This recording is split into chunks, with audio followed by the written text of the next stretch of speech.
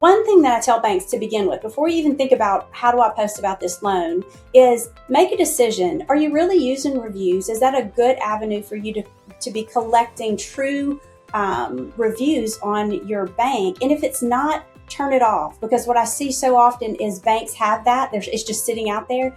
And when I go and look at a bank, there might be 13 terrible things, whether it's true reviews, and they're usually not true reviews. They're usually clickbait. So turn that off.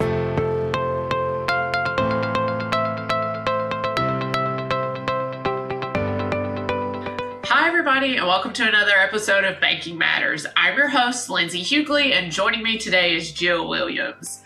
Jill began her community banking career in 1995 and brings more than 30 years of experience serving financial institutions, both in senior leadership roles inside community banks, and now as an advisor and compliance partner to banks nationwide.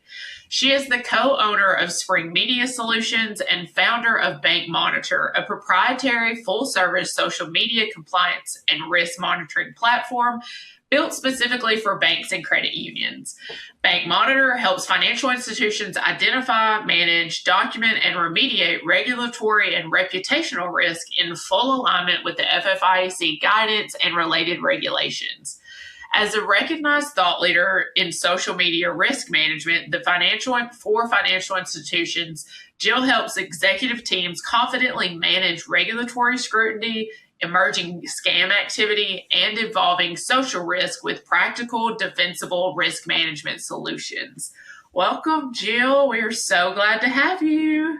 Thanks so much. I'm glad we're talking about this. Social media has changed so much just in the last 2 years, and so it's a great topic for today. Yes, I am super pumped about our conversation. But first, here at Banking Matters, we always like to hear how our guests got their start in banking. Oh, wow. Okay, I started my banking career in 1995, not because I thought, oh, I want to be a banker the rest of my life. Honestly, I was in my mid-20s and was like, that sounds like a pretty stable thing to do. I did grow up in banking, with lots of family members being involved in banking. But once I got in, I started with a small community bank and created their human resources department, and it went from there, and it was awesome. Community bankers are awesome, and I think it gets in your blood, because even though I am not what I call working in bank proper, because I've left banking and do this full time, I still, all of my clients are bankers, and I swear, I think all of my friends are still bankers.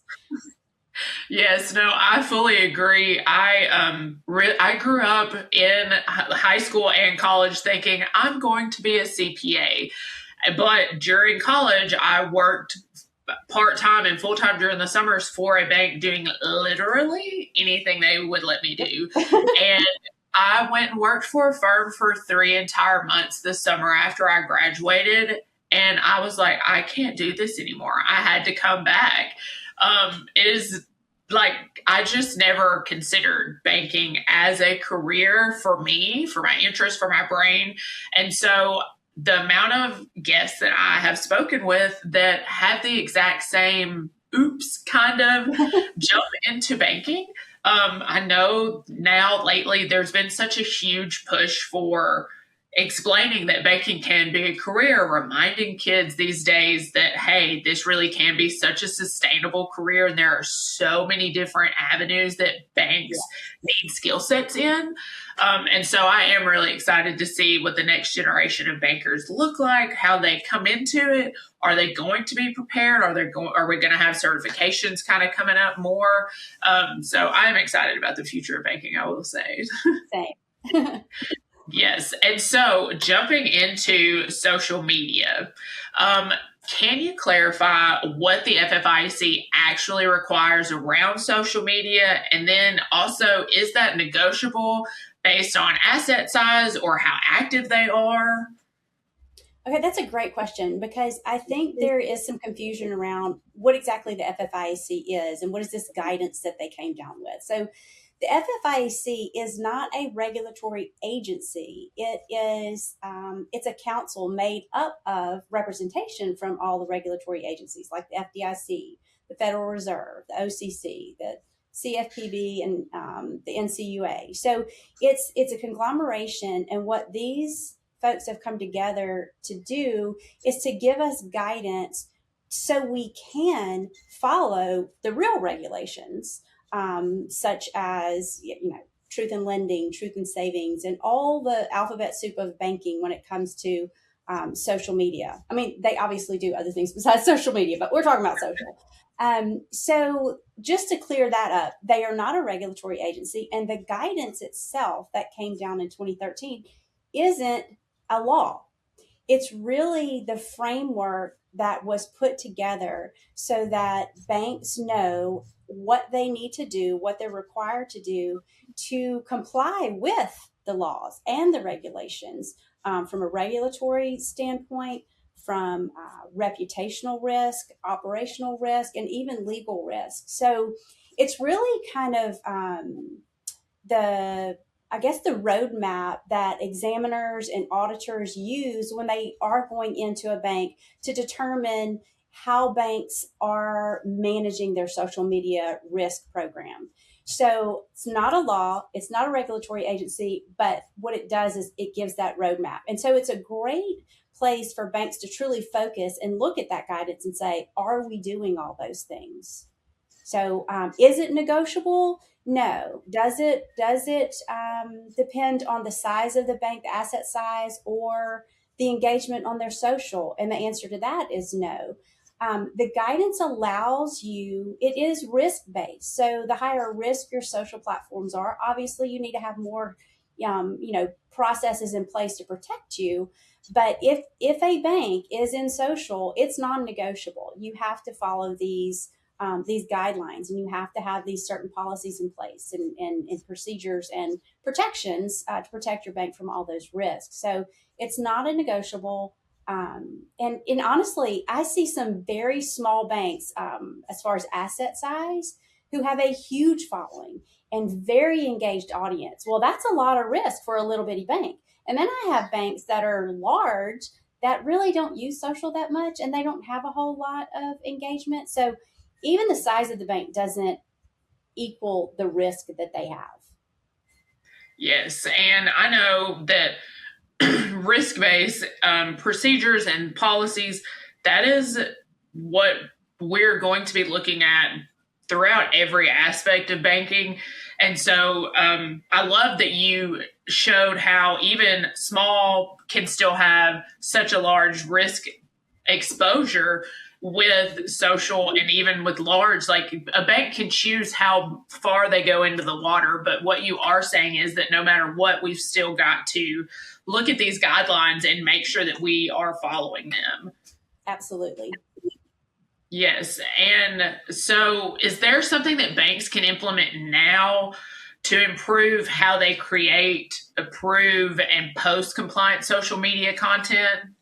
Absolutely. And there's actually even some things that they can do even before they're trying to post compliantly. And a couple of things that I always tell banks is, and I'm going to use Facebook as an example, because when banks started entering social back in 2007, the early adopters, Facebook had reviews built in, for example. It's just what was done. And honestly, back then, even all the way up through probably 2019, Facebook reviews were used. And people would go to Facebook and look at reviews. I want to go to this restaurant. Is this where, do I really want to go there? What are people saying about it? And so that was kind of built in. Same thing with private messages. And what I tell banks now is reviews really aren't used the way they were intended to begin with. It's grown. Now we have Google reviews. I mean, I don't know, when's the last time you went to Facebook to see if a restaurant, if you thought you wanted to go to that restaurant? You don't go to Facebook for that. But what happens is these banks who have been early adopters, that's still sitting out there. That is a playground for clickbait, scams, bots. So one thing that I tell banks to begin with, before you even think about how do I post about this loan, is make a decision. Are you really using reviews? Is that a good avenue for you to be collecting true reviews on your bank? And if it's not, turn it off, because what I see so often is banks have that. It's just sitting out there. And when I go and look at a bank, there might be 13 terrible things, whether it's true reviews, and they're usually not true reviews, they're usually clickbait. So turn that off. Another piece is private messages. I would recommend for every bank to say, okay, are we using private messages truly as a customer service way to communicate with our customers? If if they say yes, it's perfectly fine, but make sure that you're treating that just like you do your customer service, call center. Make sure you have someone manning it. Make sure they are responding. Make sure they understand what do I need to take out of this because we're going to talk about a customer's debit card that got locked down, or they have a question about their loan payment.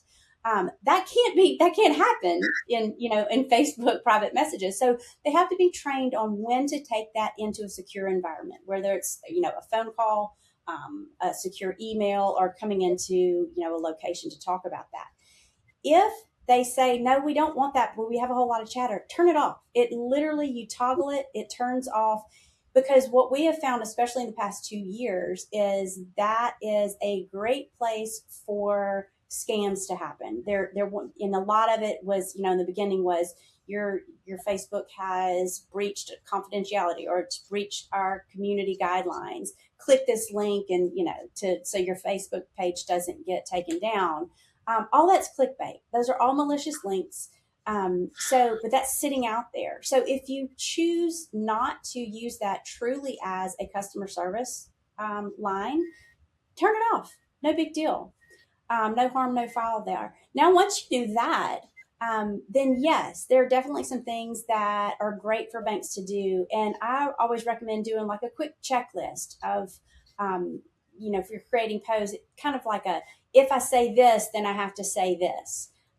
This is going to be revolving around things like if you post a APY, then if I say that, then I need to spell out annual percentage yield.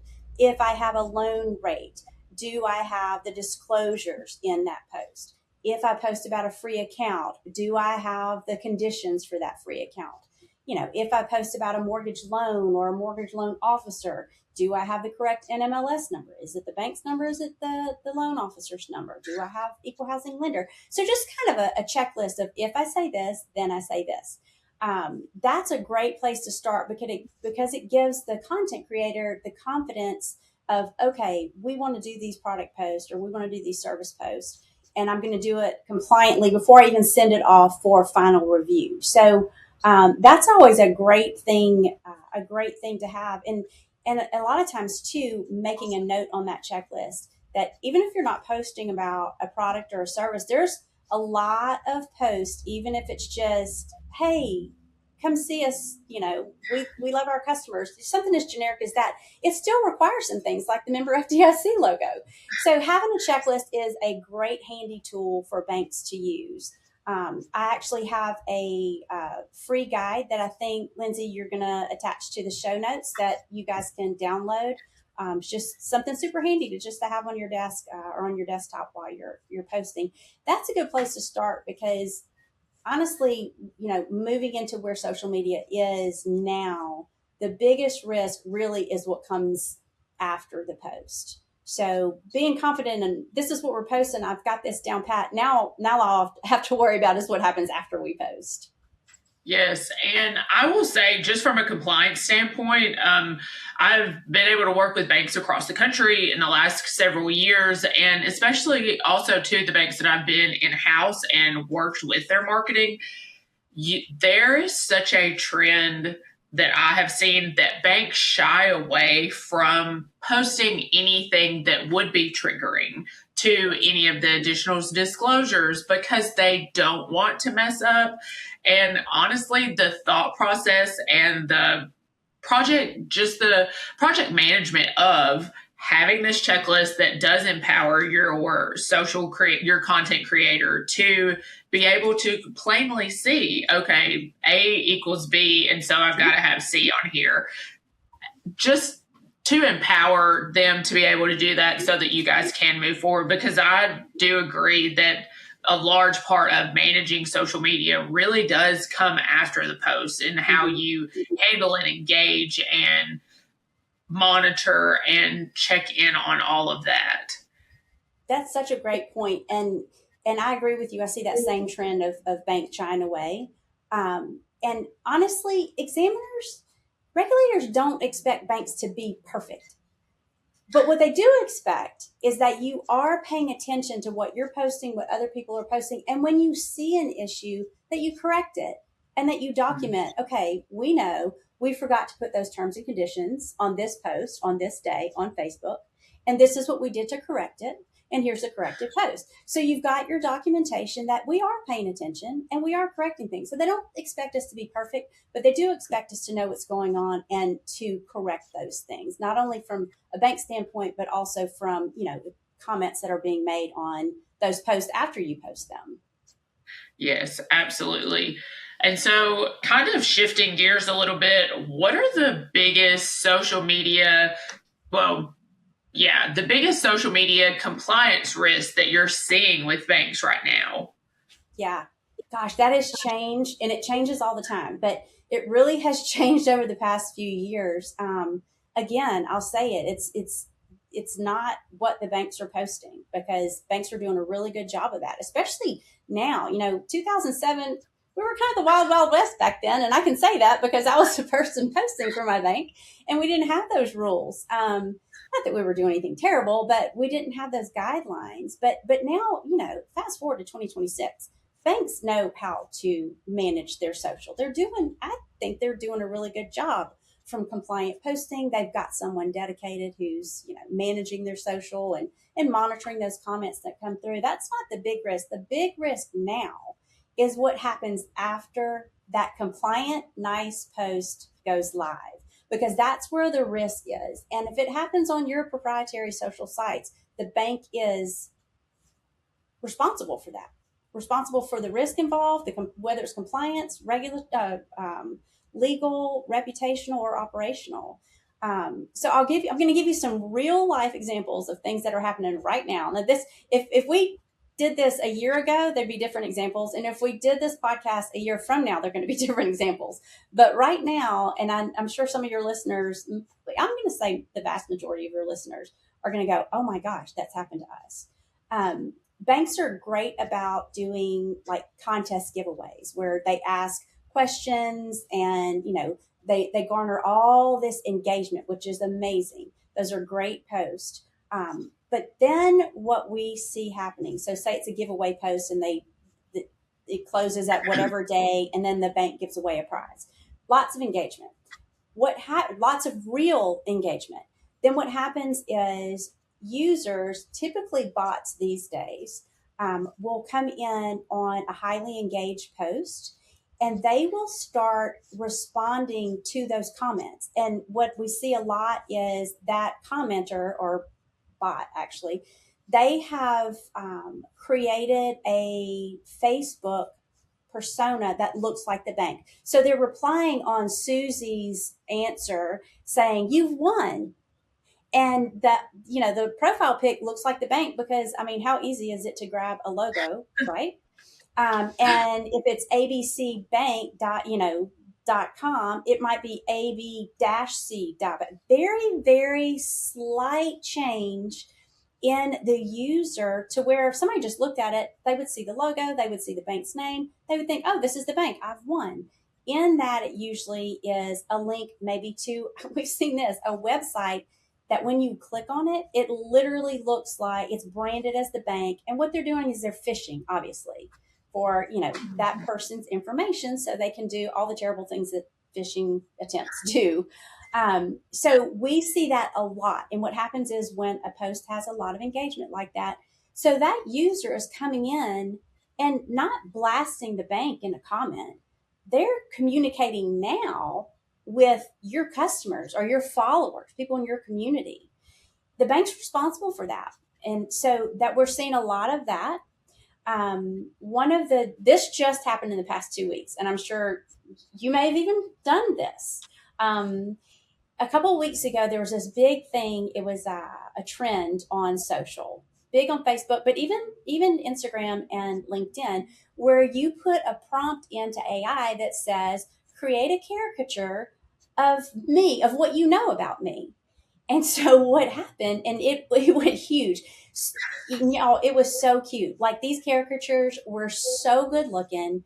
It was great, except for it created a lot of compliance implications for banks because bank employees, all of a sudden it's Jill, and behind me it's my bank logo. It's a caricature, but it looks like my bank logo. And say I'm a loan officer, so on my cute little desk there are papers that say guaranteed approval, 100% financing, all these what trigger terms that require additional disclosures and terms and conditions. Well, because that is tied to the bank now, the bank's responsible for that. So there was a lot of compliance implications that revolved around that. And I'm going to tell you, for 2 days, my phone and my email blew up over that situation. So that's the newest thing that's happened. Another thing that we're seeing, and this will be my third and last example, is what I'm going to call activist. So there's the whole First Amendment activist situation where people are videoing in front of your bank, trying to get a rise out of your branch managers to say you can't video here, you have to leave. And they're doing this not to, as they say, educate the public, but to monetize themselves. So it's really we're seeing a lot of that, and now that's filtering out of YouTube into places like Facebook. And so all that happens on a bank post. So it's happening under the umbrella of the bank's social, but the bank didn't post it. So that's the biggest thing. And again, banks are doing a lot of things right. So it's not the effort that they're putting into their social media compliance. It's just the ability to understand and have the visibility of everything that's happening under your umbrella. So that's a big difficult spot for banks to be in right now. Absolutely. And one of my best friends is actually over their marketing department for their bank, and they have been talking about, because there was rumors of the First Amendment auditors, I think is what they try to call themselves, in the community. And so they were like having large team meetings of, hey, if this should happen, we need to do X, Y, and Z, because it will affect the bank and therefore be their responsibility. It's just, it is wild, but again, you've got to do what you've got to do to remain in control and aware. Like you said, it will fall under the bank's umbrella. And I think that is something, when I think back, especially because I started in marketing for a bank in 2014, and the concept of trying to grasp everything out on the internet that was related to the bank, that was probably the hardest piece to try to finagle for this small rural community bank, where it was just me who just happened to be the youngest and most technologically savvy person in the corporate side of things. And that's kind of how that happened. But that is such a hurdle to figure out. It is, and a lot of banks, that's how they started. Especially when you started in social media and banking, that's when really community banks. I said in 2007 the first bank entered social media, but really community banks really kind of started entering about 2009, 10. But in 2013, it was banks were getting there. So you got there right at the height of that. And typically that's how we chose who was going to run our social. The youngest, the one who always had a phone in their hand and they knew about Facebook. But then the guidance came down and says you've got to follow all these guidelines, and it's very difficult to do that. And with even back then, our biggest challenge was reputation. Is somebody complaining about us? Did somebody say something nasty about us? Did we post about that HELOC right? That's not the way it is anymore. So where we have people in the bank and it's their job to monitor, risk, social media risk doesn't just happen during the workday and during the work week. So it's impossible for, especially community banks. to be able to monitor, like what you're saying, and be aware and respond and document all those things. We're moving into an area of, we need software, we need technology to assist us because we can't do it just humanly. Yeah, absolutely. The World Wide Web is so huge. Yes. It really is so hard. And so, kind of sliding off of that, how can banks realistically prepare for that post publication risk and prove to examiners that they are actually monitoring appropriately? Do you have tips for Yes. that? Again, I'm going to say I think banks are doing a lot of things right. We're again in 2026, banks have their policies and procedures in place. They usually have a dedicated marketing person or a marketing agency now. I see a lot of community banks who now employ marketing agencies to handle their social. So we're doing a lot of things right. They're monitoring, they're responding to comments. But again, it's what happens after that. And when your person goes home for the day or the weekend or they're on vacation, how do we prove to examiners that we are watching everything that's happening? We're capturing it, we're monitoring it, and we're responding to it appropriately, and we're documenting that. And that's the thing, we've got to be able to prove, no longer. And I will say, because I've helped banks with prepare for their exams for years now. And I will say years ago, maybe even just 5 years ago, examiners might say, "So are you monitoring your social?" And banks would go, "Oh yeah, Jane in marketing, she monitors that, and she comes in first thing in the morning. She does this," and they go, "Okay, good, check." Okay, that's not what they're asking anymore. They're asking for, I want to see everything that hit your social sites for the past 16 months. So they're asking for their expectations. The guidance hasn't changed at all, but their expectations have. So we need to be able to prove this to them, what's happening and how we're documenting it and how we're remediating this risk. Um, I'll give you an example, and then I'll be able to tell you how this can be handled so you can prove to examiners. This is a real story. There was a bank that hired a new loan officer. And so they did a social media post welcoming this young man. It was a great post. It happened on Friday, tons of engagement, lots of congratulatory comments. We love this guy, yada, yada, yada. Exactly what you want to have. So all day long, engagement happened, even some on Saturday.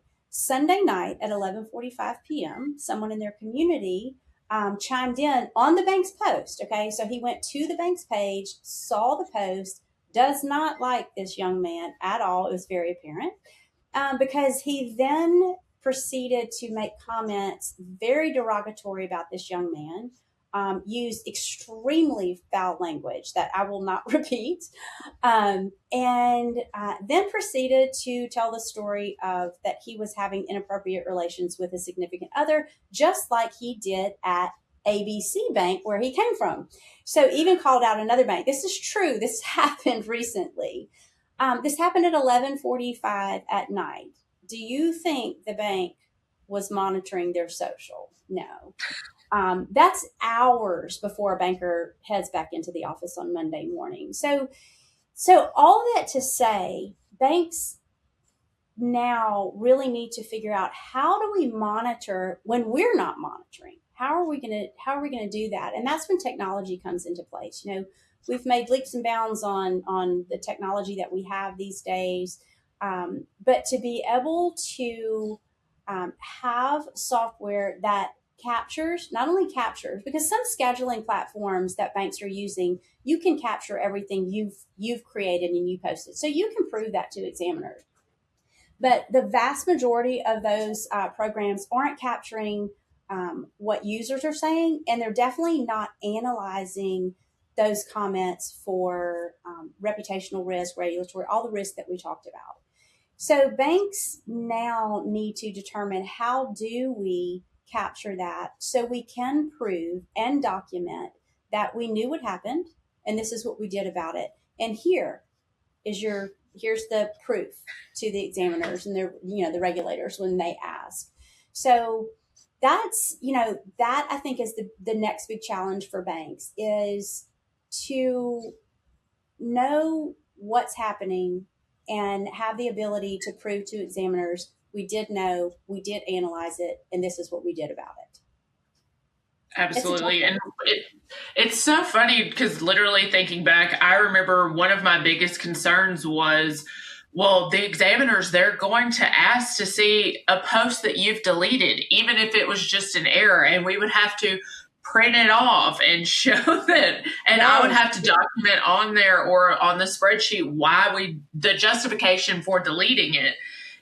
And so now, like I've said, there's been so much that has changed to make this such a much larger, and like you said, it is weekends, it is 24/7, and that there is such a large gap Yes. for that in normal working hours. And how do you expect that of an employee? And so I'm fully in agreement with the fact that technology has got to be what is filling that gap. Yes. Yeah. And with the onset of AI, it really has, you know, I've been doing what I do for since 2013. Before that, even because I was managing social, but managing the risk side of it since 2013. And there would be incremental things that would happen. I'd go, oh my gosh, now we have to deal with that. Now we have to figure that out. It's not incremental. It's like every week you wake up and go, now what can AI do? Now wait, there are armies of bots now that are targeting, not just one bank page, but multiple at one time. And it's crazy what's going on. So we've got to, I don't want to say fight, but we've got to use technology to protect us against the technology that maybe not so nice people are using. Absolutely. And Jill, this has been such an amazing conversation. And here at Banking Matters, we do always like to wrap up with one piece of advice that you would like to leave our listeners. Okay. Yeah. So I think I would say, for banks who are in social, um, you're doing a lot of things right. I know I keep saying that, but I would challenge banks to really look and say, we're monitoring, we're doing all these things and we're doing them right, but who's protecting the bank when we're not watching? And I think that just goes back to understanding the risks that's happening when you're not sitting at your desk. And when Susan or Matthew is not monitoring, how are we protecting the bank that way? And there are things that you can do to do that. So I think that would be my advice, is to really look in the mirror and say, who's protecting the bank when we're not watching? Absolutely. Well, thank you so much, Jill. And for the rest of Absolutely. our listeners, that's Banking Matters.